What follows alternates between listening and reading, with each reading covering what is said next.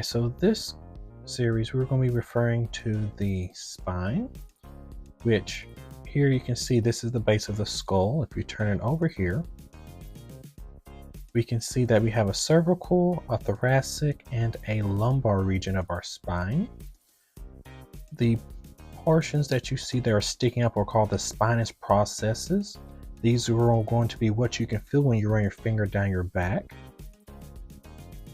Here, those are the transverse processes that we see sticking in the transverse plane. Here we can actually see that these are spine nerves that are coming out of the transverse foramen. These are the reason why we have holes to allow for the spinal cords to come out of.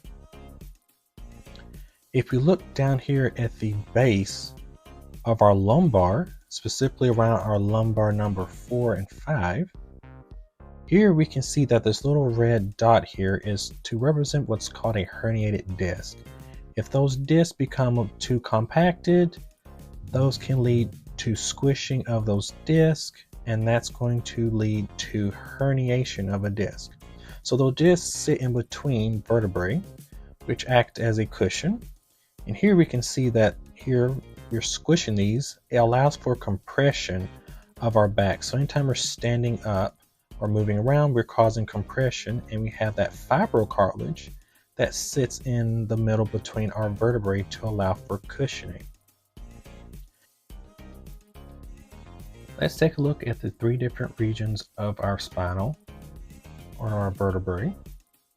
So this first one here is from the cervical region. We can look here by there is a small body on the vertebra, as well as 2 little holes for the foramen that are going to allow for nerves to pass through. Here, the spinous process is a lot smaller and skinnier, which is going to tell us that this is coming from the cervical region of our spine. The column or the hole or the foramen here is going to allow for the spinal cord to pass through.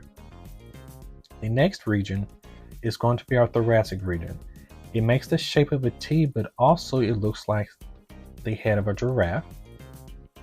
Here, we can see that the body is just a tad bit bigger, as well as the foramen for the spinal cord is a little bit bigger than the cervical region. That is because it's right underneath the cervical region, and it's going to hold just a tad bit more weight than the cervical region.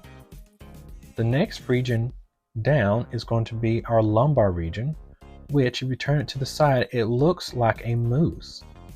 So this region here is in the lower portion of your back. This is going to have a bigger foramen for the spinal cord, as well as a bigger body to help disperse the weight. This region here has a big responsibility for carrying a lot of your weight, as for the nerves that are going to run in the lower portion of your body. If this portion is damaged, usually people suffer from leg pain and back pain.